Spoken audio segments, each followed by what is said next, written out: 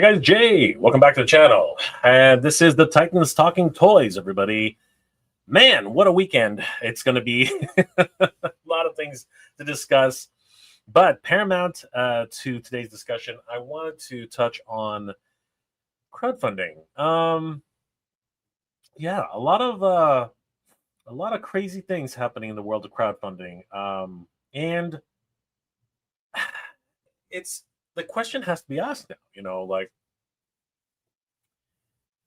is crowdfunding something of the past? Are corporate crowdfunding specifically, is it something that has to be re-examined? Because as it stands right now, we're starting to see some really interesting developments happening in the last couple of crowdfunds. I mean, normally when a crowdfund happens, people are excited and people are energized and they really want to get behind the product and really support that product.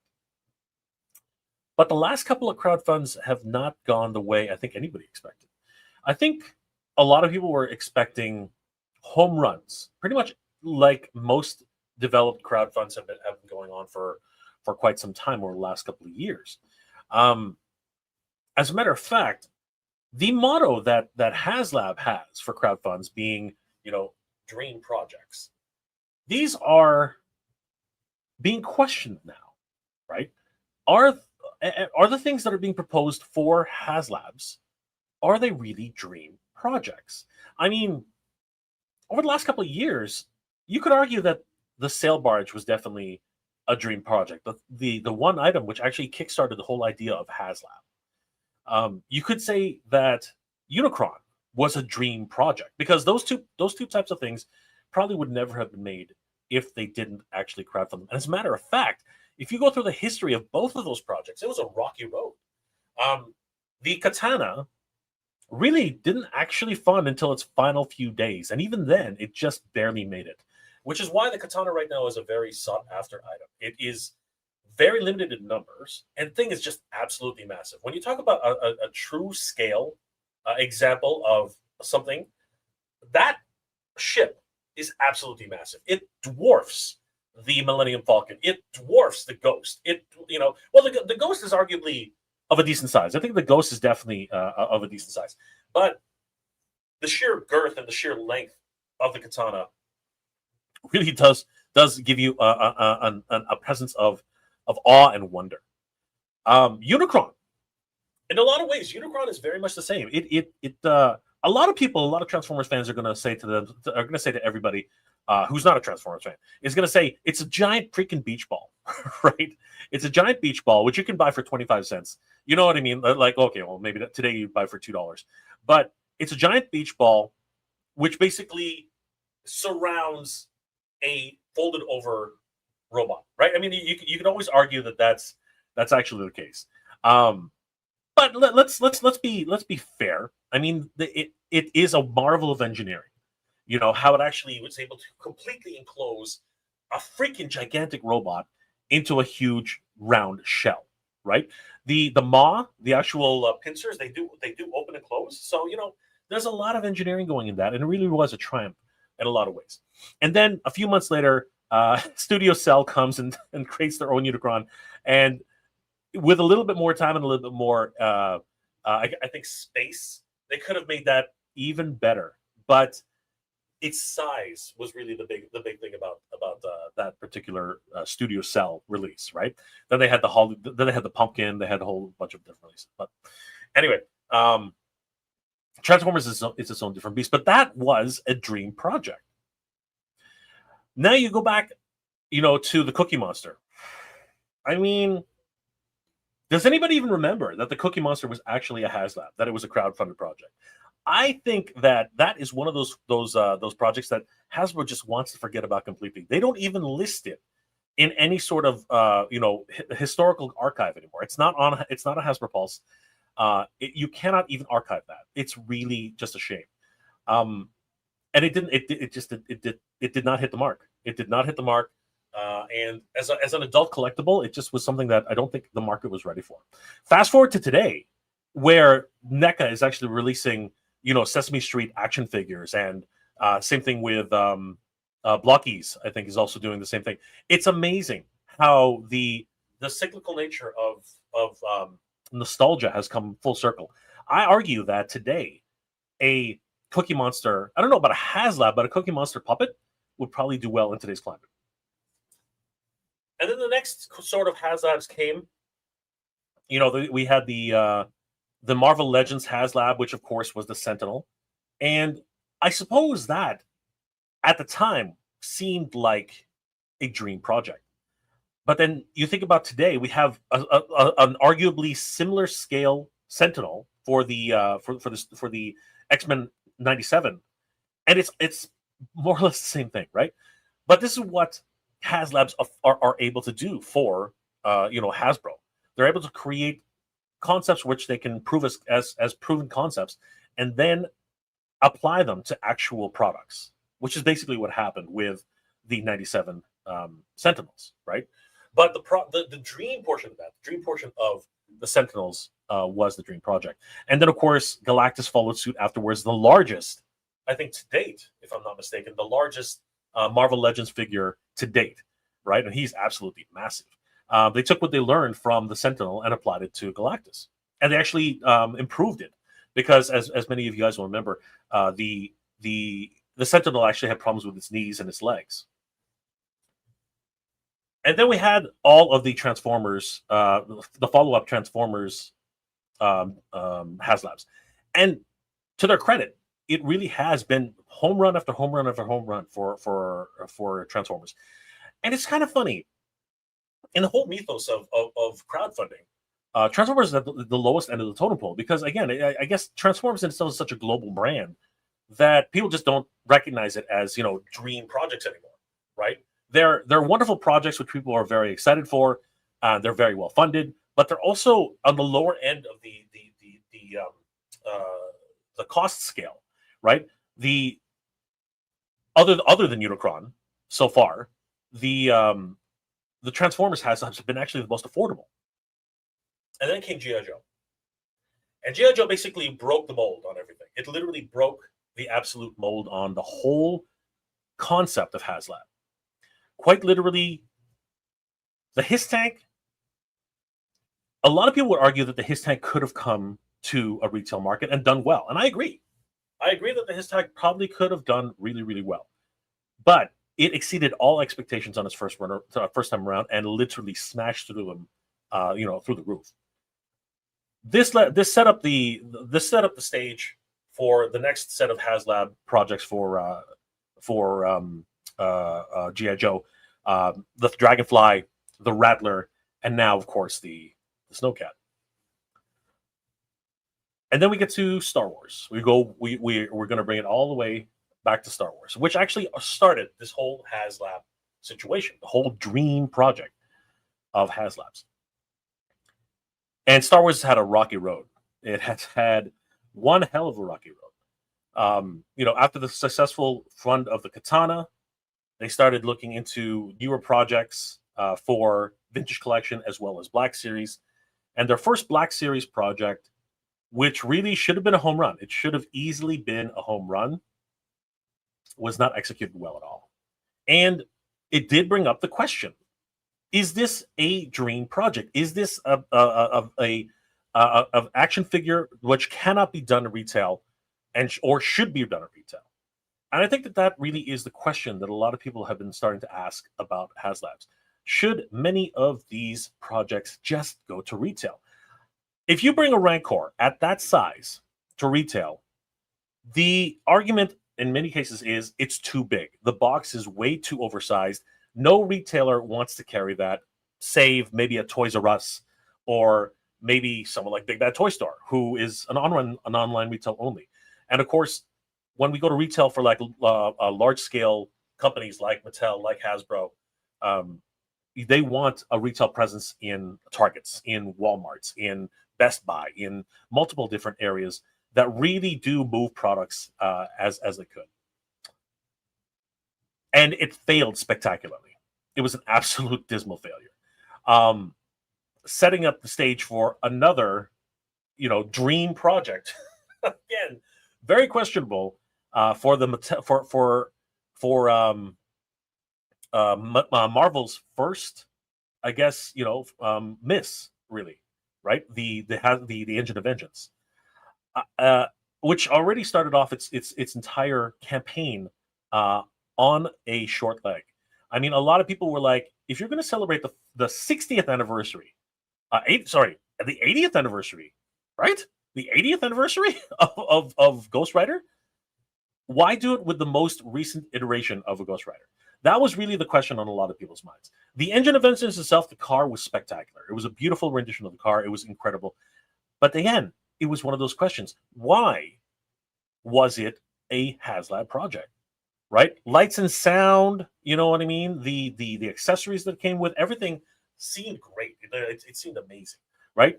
The inclusion of Robbie Reyes, right? And Mephisto, right? The questionable concept of Mephisto as well as Madeline Pryor, characters who really have no association with the Ghost Rider in this iteration. There was a lot of questions in this, and I think that really did confuse the market, and I think that was really what happened in that scenario.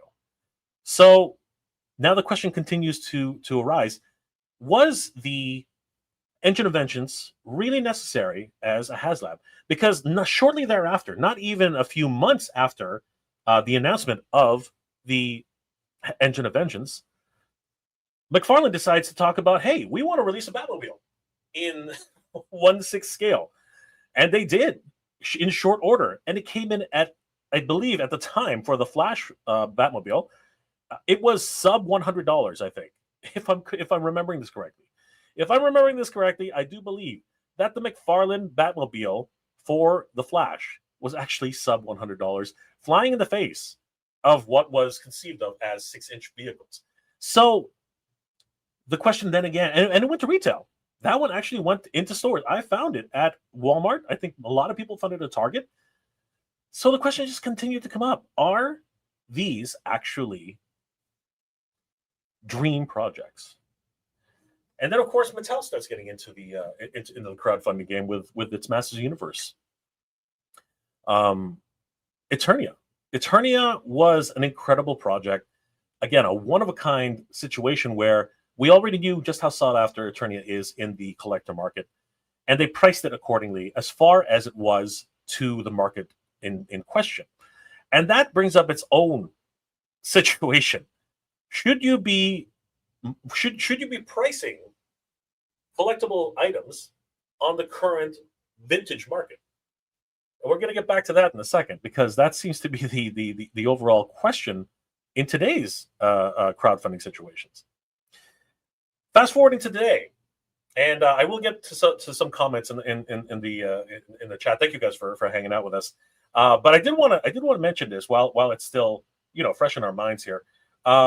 If we look at today's the landscape of today's crowdfunding, the most recent crowdfund that just passed, the Snake Lair, directly the very next crowdfund after Eternia, essentially, $300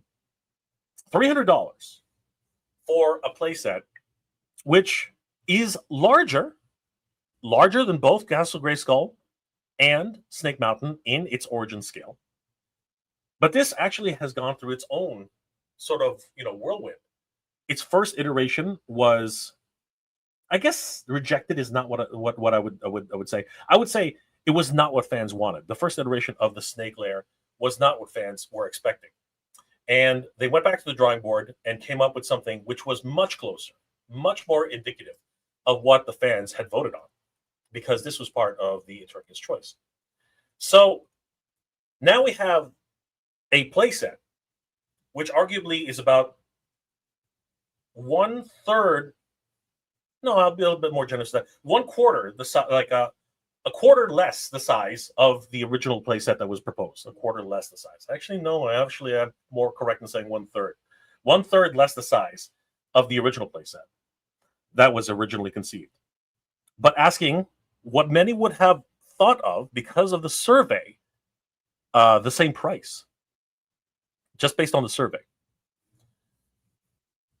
And I think that the market responded in kind.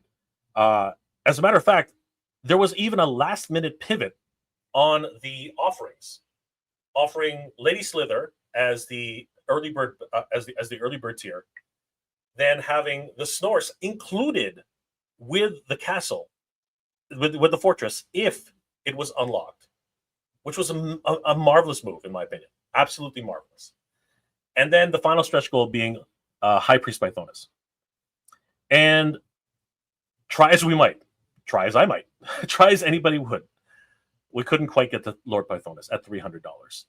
And it is a damn shame, considering the history that is actually the mythos that's actually involved with High Priest Pythonus, as illustrated through the live stream that was done by the Mattel Master Universe team. It is kind of unfortunate. Only reaching 6,576 backers of a 6,000 backer goal, but well short of the 8,000 backers needed to unlock High Priest Pythonus. So, as it stands right now, if anybody ever gets a hold of this prototype, let's just say that this prototype is worth its weight in gold, everybody. Absolutely insane.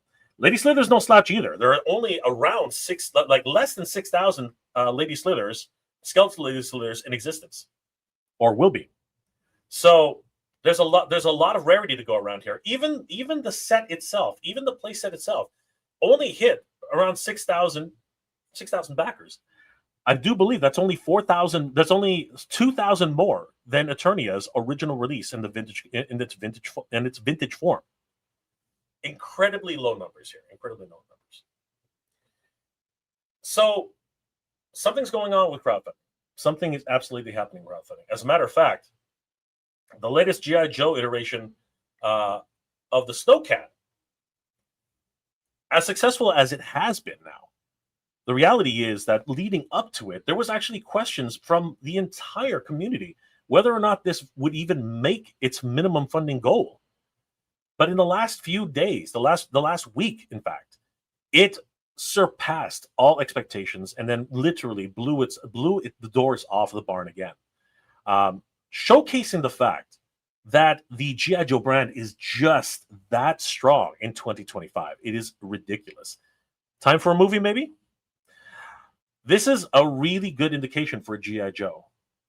But on the last of corporate crowdfund, arguably, of the year for Haslab, the same cannot be said, or can it, for the Vintage Collection LAAT Gunship. This is an interesting case once again, as the trajectory that the Haslab for Star Wars is still on the same trajectory as G.I. Joe. And in the next few days, we're going to see if the Gunship has the same legs as G.I. Joe and will possibly blow the doors off of this as well. I am still on the fence on this, and I still do have the opinion that it might reach its actual minimum funding, but I'm not really confident in its ability to actually reach its stretch goals. So we will find out in the next 4 days how it is. But in 3 days, 8 hours, and 41 minutes, this project will end. And at current hitting refresh at current pace, it is now climbing slowly again, but it is back on the increase. It's now at 5,297 backers. Yesterday, around this time, it was just under 4,000 backers, which is just half of the actual goal required. As we know, these tend to really skyrocket in the last few days, but there is a lot of questioning. There's a lot of doubt and a lot of speculation that the final few unlocked Jedi that are to be unlocked in this campaign, there's a lot of questions as to whether or not we will reach 10,000 backers for Coleman Trebor, 12,000 backers for Ceci Tin. I know I'm mispronouncing these guys. Apologies for that. And of course, the final crown jewel of the entire collection, 14,000 backers for Agen Kolar. These, of course, were the fallen Jedi who lost. I believe they did not survive the battle of the clones. Not sure. Like, somebody can correct me. I'm pretty sure someone's correcting me right now, but I do believe that they are fallen Jedi on on the Attack of the Clones. So, but I'm pretty sure everyone's going to correct me on that.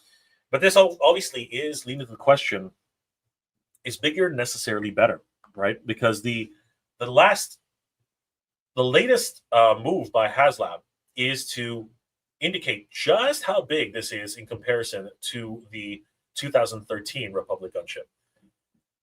And that's the key. You know, the old saying, it's not how big it is, it's how you use it.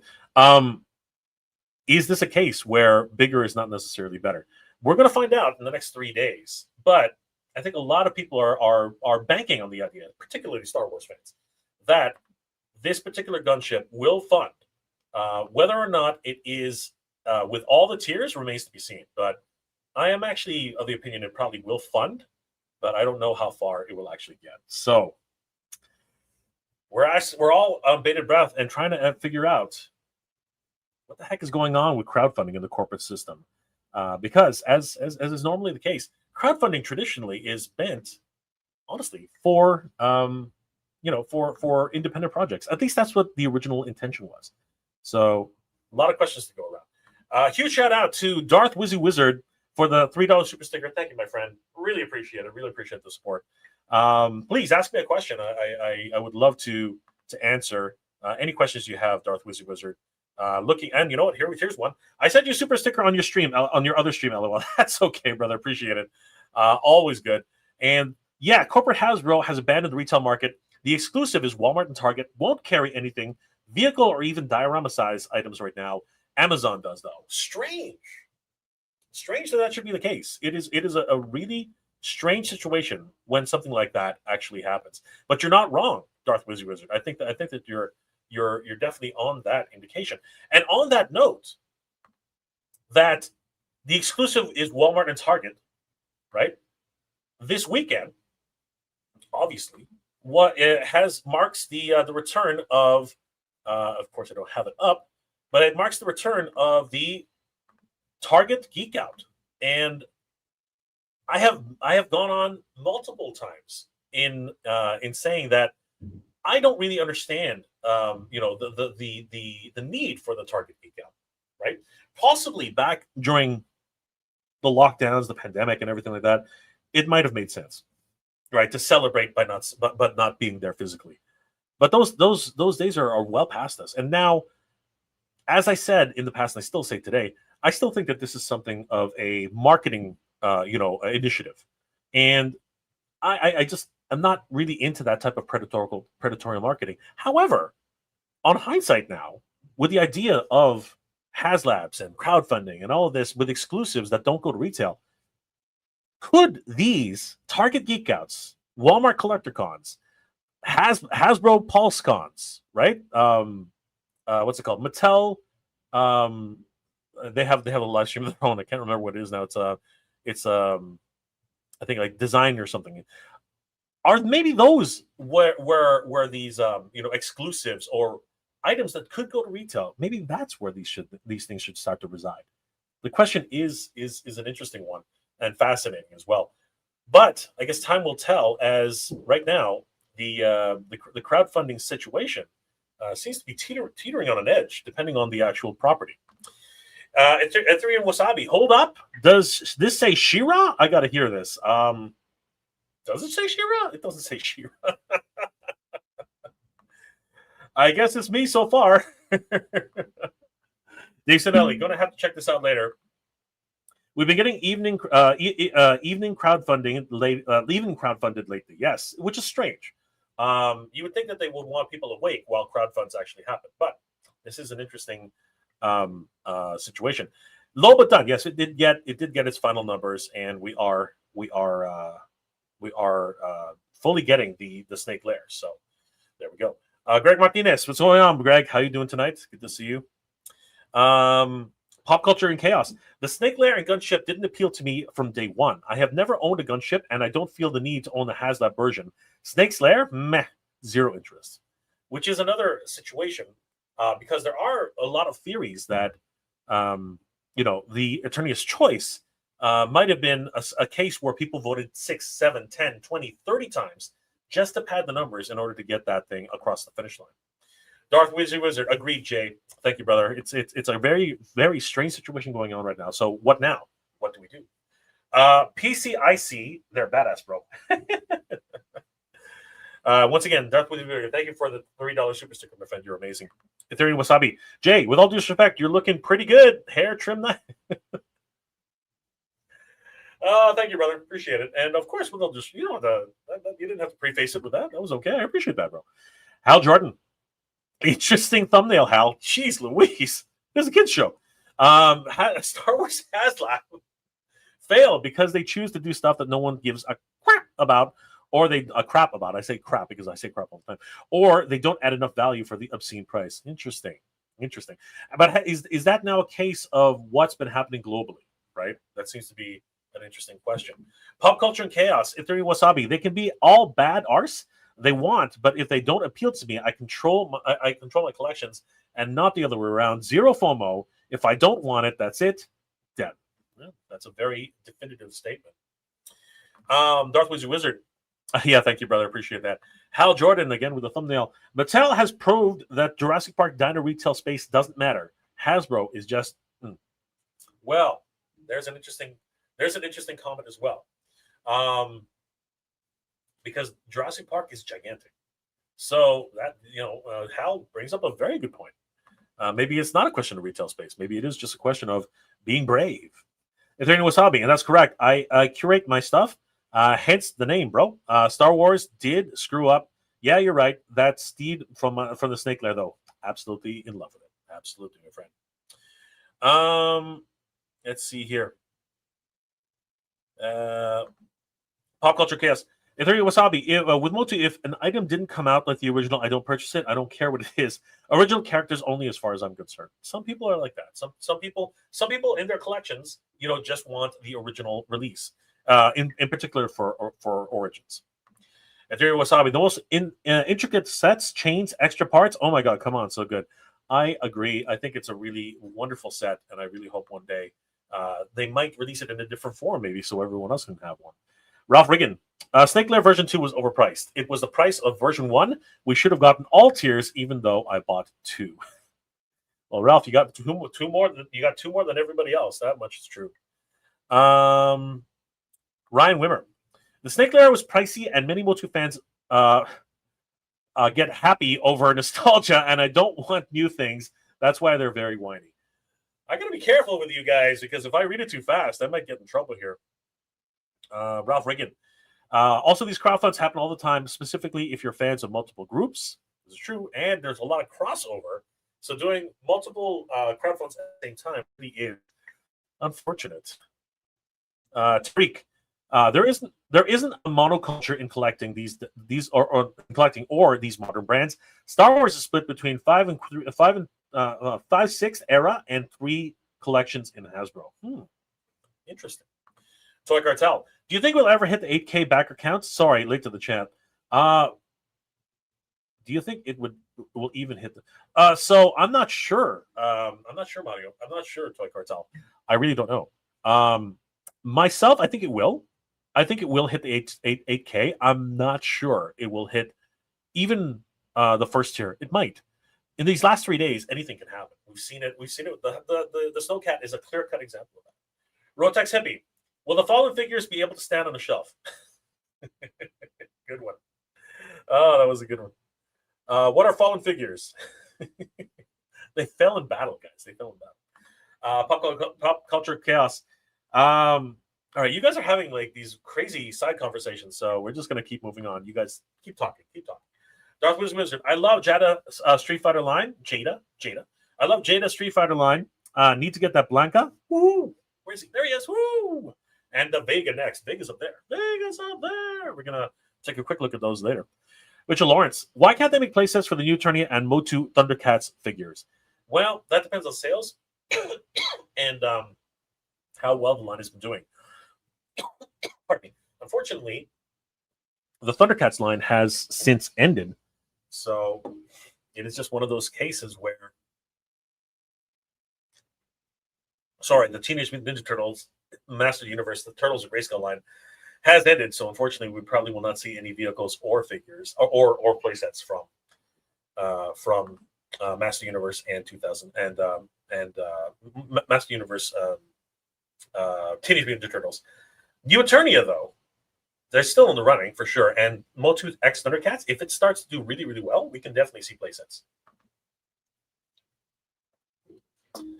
Yes, I hope so, because they've been teasing Duncan, they've been teasing Tila, they've been teasing many the Sorceress, they've teased the army of Skeletor. I really am hoping that the very next one, because Blade did come out, so we are subject to another set of figures for sure. Alejandro Valdez, Jay, do you think that Mattel will add more items to the crowdfund voting list now that there are a few items have already been made? And I suspect that the CCC attack track is next. I would love that. I would love that. I hope so. I really do hope so. I hope that obviously a slot for the Fright Zone has been taken. The Snake Lair has been taken. So, right now we have that Horde troop carrier, as well as the Horde tower and the attack track. So yeah, there's at least 2 more spots, maybe even more. You never know. Greg Martinez, Mattel shields are strong on the street. Welcome back, Greg. Good to see you. Pop culture and chaos. Wasabi, I enjoy the hobby. That's why I do it. Yes, of course. And Snell's World, the great Snell's World is here. Jay, we are still Charlie and the Music Shop playsets. We still Charlie and the Music Shop playset from the 1987 movie. That's going to be good. That is good. Good to see you, Snell. I hope to see you at Jolanta. That would be awesome, brother. So, guys, the question does remain: what is your overall idea for crowdfunds? Do you think that they're necessary? Do you think that we actually need them in this time where we're back, from being locked down and all these projects, as was mentioned earlier? If we have dinosaurs, just absolutely gargantuan dinosaurs that take up a lot of retail space, why can't we have a Rancor in the aisles? Why can't we have Sentinels in the aisles? What's stopping it, right? And if you think about it, many mom and pop comic book stores, many big bad toy store, a lot of these retailers do carry these gigantic items. So what's stopping them from being at retail? Just very, very strange.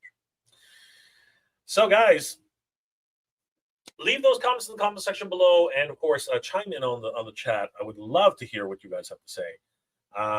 But today actually, before we get to that, I do want to thank our sponsor, Titan Toys, for sponsoring this episode. Guys, Titan Toys is your one-stop shop for action figures all year round. Give them a like and tell them that Jay and the Titan Stuff and Toys sent you.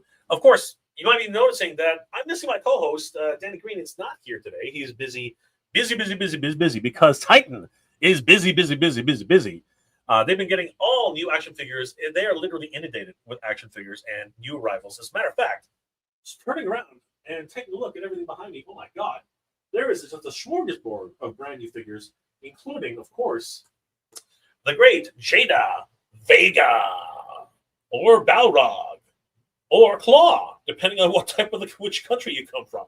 He looks absolutely amazing. Oh my God. I love the way he looks. He looks literally like he jumped off of the video game screen. And of course, I love the box art on the Jada figures. They just look so good. I mean, look at that mug. He's almost cross-eyed there.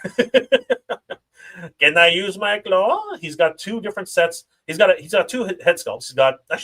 He has 2 head sculpts, one with the mask on and the other one with the mask off. He also has a separate mask which he can hold in his hand. He has his claw, which is available on his hand. The detached claw, which, of course, if you played the game, it falls off if you hit him enough times while he's blocking. And, of course, he has his clawed hands. They actually have little long fingernails. So great stuff. Amazing to see Vega, Claw, or Balrog, depending on which country you come from. Awesome. These are available right now on TitanToys.com. And speaking of Street Fighter figures, we would be amiss if we didn't talk about the great Blanca. Oh my God, this guy's freaking huge.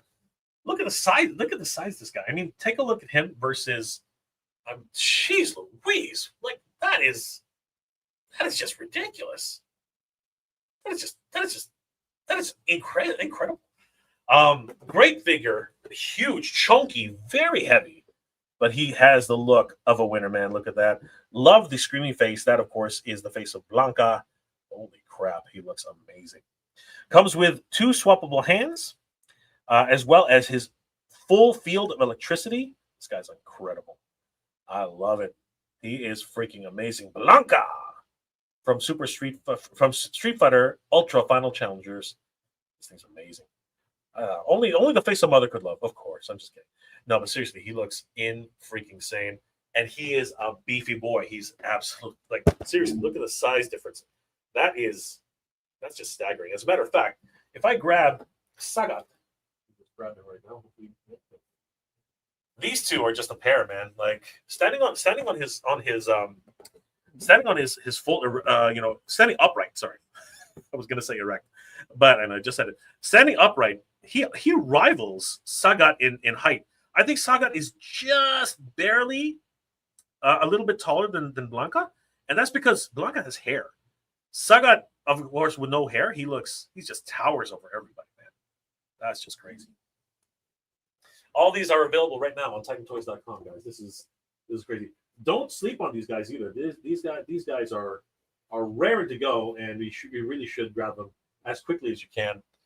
But on the other side of the front, we do have more G.I. Joe classified figures, including Crystal Ball. Yeah, he was really hard to get originally when people were trying to get him at Target, and people were just losing their minds trying to get Crystal Ball. But we have him here at TitanToys.com. Richard King. He's a. I could make a joke about Richard right now, but anyway, that's okay. He is the Crystal Ball. Richard's got balls, and very excited to be able to have these guys in stock and ready to go. Of course, Vega. Like a lot of people have been waiting for Vega. Vega's been a really big favorite for a long time. We also have from Fonjoy. Really, really fun characters arriving. We have the Superman movie edition of Superman. And this one is officially licensed, as you can see there, DC Warner Brothers. 1/9? 1 of 9, I guess? Don't know what that 1/9 is for. No, he is 1/9 scale. What is 1/9 scale? That's something I've never understood. What is a 1/9 scale? He looks amazing, but according to my producer, there's something missing on this Superman. If anybody can actually name what's missing on the Superman, I don't know. Maybe we'll have a contest or something. I don't know. But seriously, apparently there's something missing on the Superman, and I will hold it here for a little bit so you guys can try to figure it out. But something apparently is missing on the Superman. Guys, let me know what you think. What is missing on Superman? It's crazy. And to make it even easier for you guys, because he's got 2 dogs. He's got 2 puppies. So, I don't know. Apparently, right there, he has attachments. Where are the attachments? So, again, something's up. Apparently, there is something missing on this Superman. So, let me know, guys. What do you think is missing on the Superman? Because apparently something's missing. I don't know. But I'll give you guys one last chance to have a look at Superman. And what do you think is missing off of the Superman? My producer told me something was missing. He still hasn't told me what it is exactly. But he said that something is missing off of Superman. All right. Let me know, and we'll find out. Maybe next week we'll do a prize or something like that. And we're getting even more rare items. Whoa, that figure is going to drop. Don't drop. Don't die. There we go. Apparently, we have even rare figures coming in to the Titan Toys. We have this Wolverine from Variant Play Arts, designed by Hitoshi Kondo. And man, this thing's freaking. Apparently, this is a rare figure. Can't get them anymore. But he is available here at TitanToys.com, and he looks sick. He looks absolutely sick. This guy is freaking awesome, man. Here he goes. He's definitely an interesting variant on Wolverine. And he's one of a kind, man. Like, seriously. If you guys have been looking for the Variant Play Arts edition of Wolverine, there he is. Available right now on TitanToys.com. Very, very cool. It's got a magnetic sleeve, actually. You can see that. So satisfying. Awesome. In for Geek Out. And of course, Titan Toys is your one-stop shop for action figures all year round. They are getting so many brand new items. As a matter of fact, we just got a shipment of ramen razors here. It just never stops, everybody. The ramen razors continue to pile up. And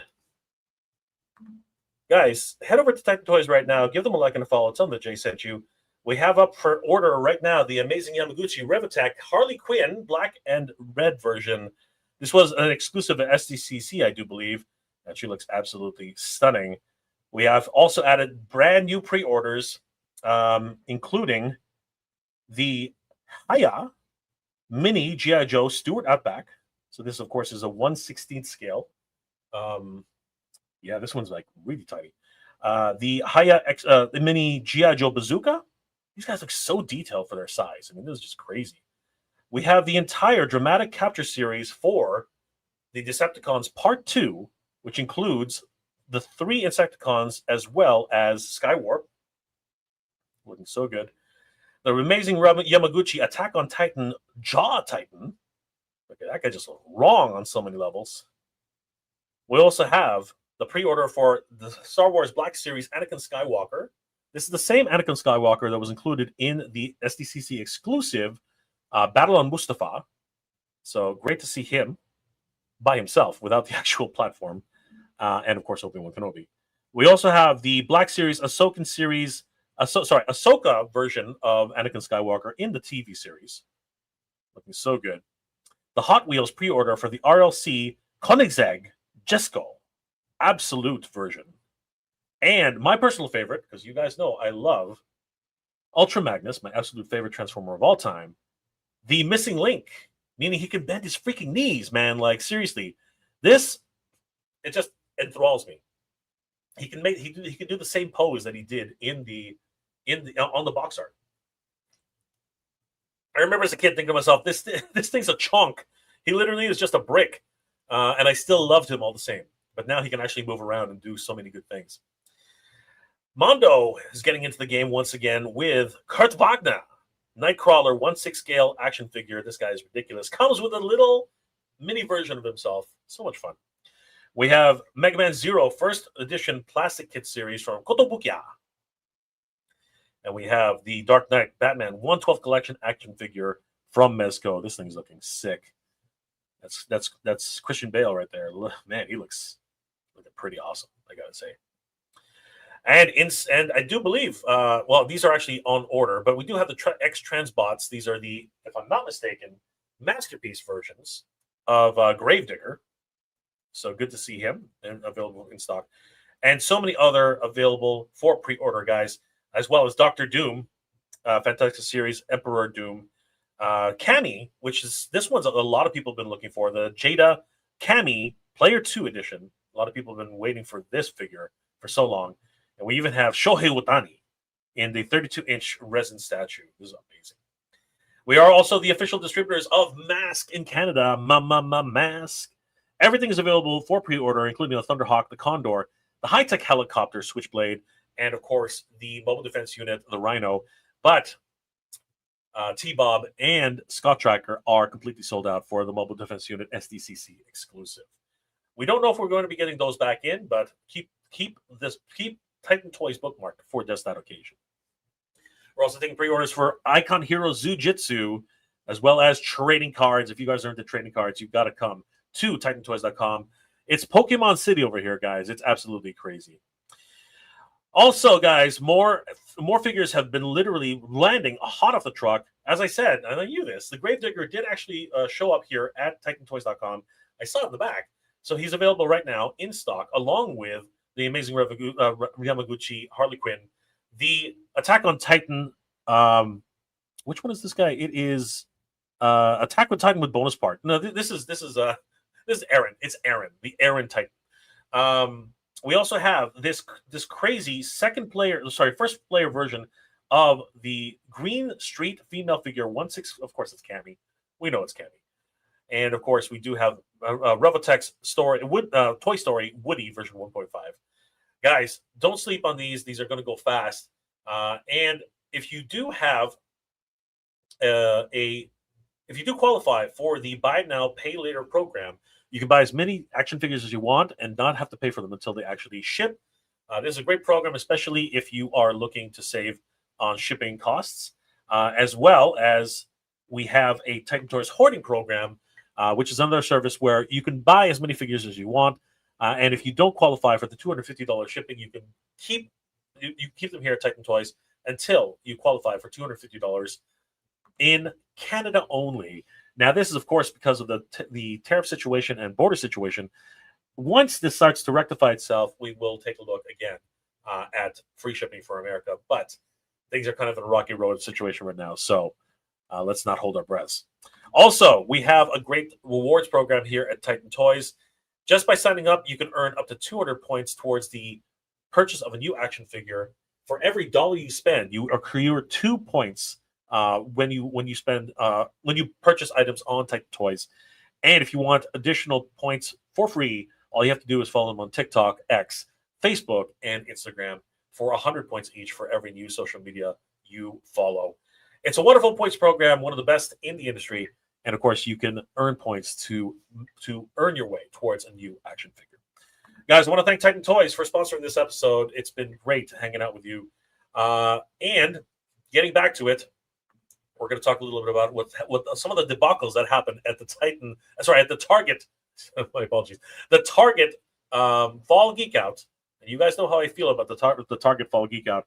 But just before we get started with that, let's just say hi to everybody who's in the chat, who's chimed in, because you guys are always great. It's always great to hang out with you guys. Ryan Weir, I'd like crowdfunds of Filmation, Fright Zone, or Eternal's Palace. Yes, I totally agree on that. That would be amazing. Darth Wizard, exactly. Yep. JSL. Crowdfunds are okay, but as MOTU is my fan concern, it is something that you get the sensation that the item the fans want are not the ones that are chosen, i.e. the Snake Lair versus the attack track. I feel somewhat the same way. As a matter of fact, some of the designers have admitted that they voted for the attack track. Crazy. Toy Monkey Customs. Hey, Jay, I'm a bit shocked you didn't order the Snake Lair, but I really hope you have someone who got two and can pass one on to you as soon as your MOTU convention is done. Where did you hear that? Just kidding. I know where you heard it. But yes, it would be really nice if that was the case. I don't know anybody who would have ordered two. That's kind of crazy, but you never know.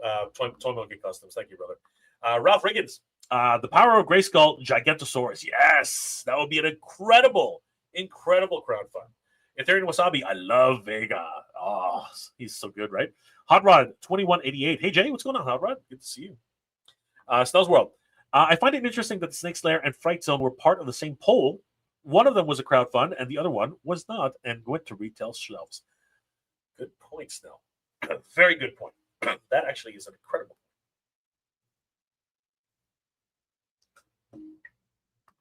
point. Don't be booing G.I. Joe and Ethereum Wasabi. Come on. Ralph Riggin. It's a belt buckle. Oh! Is that right, Ralph? Is that right? Interesting. We shall find out in a minute. Ethereum Wasabi. A sample of kryptonite. Extra hands? Extra head.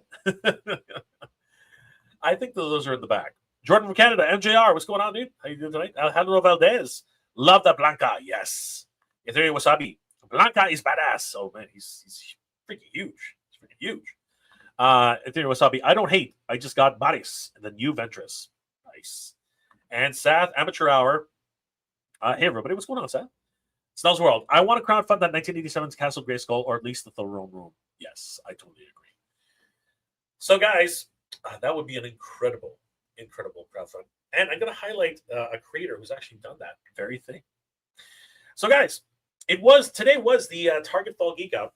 And many of you guys know my relationship with Target Fall Geek Out. I am really not that much of a fan of these marketing ploys. I'll put it that way. I'll be nice today. And today they listed something which I thought was absolutely stellar. And I'm pretty sure we're going to get them here at Titan Toys as well, because we have had the DX line here at Titan Toys. It was announced that the LJN versions of the Thundercats are going to come to the DX line beginning with Lion-O, Lord of the Thundercats, and the first edition ever of Snarf in LJM form. Now, both of these were listed at an exorbitant price when we first checked it out this morning on my video. I hope you guys will check that out. Guys, would you believe that these things were listed for a whopping $399, $399,000 and $300. I'm tripping over myself here. $399,135.99. This was actually the price that everyone woke up to this morning, and you could pre-order at this level. I actually have some photos of people who tried and quickly retracted their order. Man, $400,000 for Lord Lion-O in his LJN style. Not that he's not worth it. I mean, he is on the new pinless body, guys, and he looks absolutely fabulous. I love the error on the actual Thundercat symbol, exactly the way it looks like on my version of Lion-O, and his red claw shield and red sword of omens. But I think I'm going to have to abstain from a $399,000 price tag, $400,000 for this Thundercat. Luckily, and this was actually the same price for Snarf too. Snarf was listed at a whopping $399,000. I will actually say that for the proper price of $35, Snarf is lacking in the accessories department. Snarf is lacking, period. This is a $35 figure. It's supposed to be a budget figure. I would have really appreciated it if they added a couple of pieces of candy fruit, which is what I said with the Ultimates edition, right? And at least with the Ultimates edition, you had extra hands, you had extra heads, right? You had, candy fruit. This edition of Snarf is incredibly lacking. He literally only comes with 2 additional items, and one of those is a freaking satchel where you're supposed to put his candy fruit. I am really questioning the value proposition of this. And yes, he is much cheaper than the Ultimates edition, but really, the Ultimates edition has so much more than this version. So, man, at $399,000, I think they could have, included something else with Snarf. I don't think it's too much to ask. And luckily, a few hours ago, they did actually correct the price, and they're now listed at the proper $34.99 for Lord Lion-O and Snarf.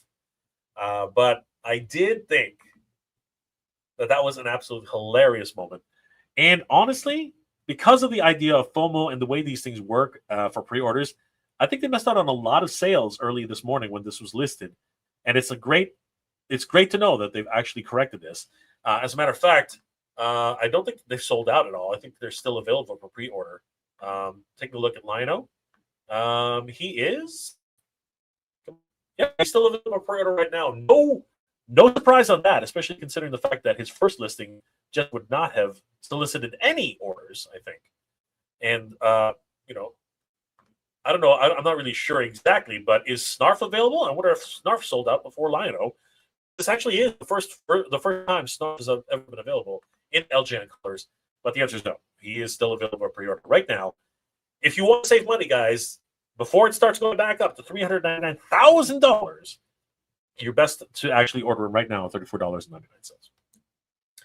But then again, that is the conundrum that we face with this Target Geek Out, because as many of us know, much of the time these things start showing up at Target itself before they get mailed out to the pre-order, and that's always been a bit of a sore spot for many people who are collectors as they wake up at the crack of dawn to actually get their chance picking up these figures. Crazy, everybody. Let me know in the comment section below, and of course the chat. Do you guys enjoy this Target Geek Out or any of these, Walmart Comic Cons or anything like these conventions online? Do they serve a purpose anymore? Are there actually a legitimate conventions or exclusive? Are the exclusives worth it that are actually offered on these holothons, on these Walmart collector-cons, on these conventions that aren't really conventions? What are your thoughts about that, guys? Please leave a comment in the comment section below. But for me, I just don't deal with it. Number one, I'm in Canada, so shipping up here just is ridiculous with Target or Walmart. So I just kind of wait until Titan Toys gets them, because Titan Toys always gets them. So it's a wink moment right there for sure. Ethereum Wasabi. I just got Star for $35. Woo! Good stuff. Now for $399,000. Thank God. He's articulated at least. Yes, this is true. And at least $35, not $55. Now I hate it. I want the candy fruit. I know. Jordan from Canada. Sorry to say, snarf. JFC, Jordan from Canada. Guys, it's always a pleasure hanging out with you here at Titans Talking Toys. Let me know in the comment section below, what are your thoughts about the actual state of the crowdfunding market? Should it be reserved for real projects which are done by real creators, struggling to actually get the funding that they need to make their dreams come true? Or is this a means to the end for these dream projects? And I do mean dream projects, because there are projects that I would consider dream projects. There are projects which, I don't know, maybe they're not so much, or could go to retail. I think the Rancor could definitely go to retail 100%. It's just a feeling I had. A lot of people would say that the Engine of Vengeance could have gone to retail. There's a lot of things. And when McFarlane made that Batmobile first, and now every single Batmobile since, you really got to wonder exactly what's going into it. But I do have to say, they are lacking in accessories for the for the McFarlane vehicles. Kelly Cox, sorry, nothing but a marketing ploy. I agree. Ryan Ventek puts the con in convention. Ooh, I see what you did there, Ryan. And Harry Wasabi, hey, they all were, Jay. They were all dream projects. What the F? So you say. Guys, I want to thank you for hanging out with me. It's always a pleasure to hang out with you guys. I hope you're all doing well, staying safe. And as always, thank you very much for watching. Please, guys, do us all a favor. Do me a favor. Do us all a favor. And definitely check out TitanToys.com. We really do want to thank them for their support here of the Titan Talking Toys episodes, and of course, Mega J Retro and Danny Green Collects. We will be heading to Joe Lanta later this year to do some amazing celebrations with the G.I. Joe alumni, and of course, Titan Toys is supporting us all the way. We really want to support Titan Toys. Please give them a like and a follow. Tell them that Jay sent you, and check out some of their brand new pre-orders that are just went up. And of course, they are your one-stop shop for toy news all year round. Give them a like and a follow. Tell them that the Titan Talking Toys sent you. Guys, I want to thank you all for hanging out this afternoon. I hope you're all doing well, staying safe.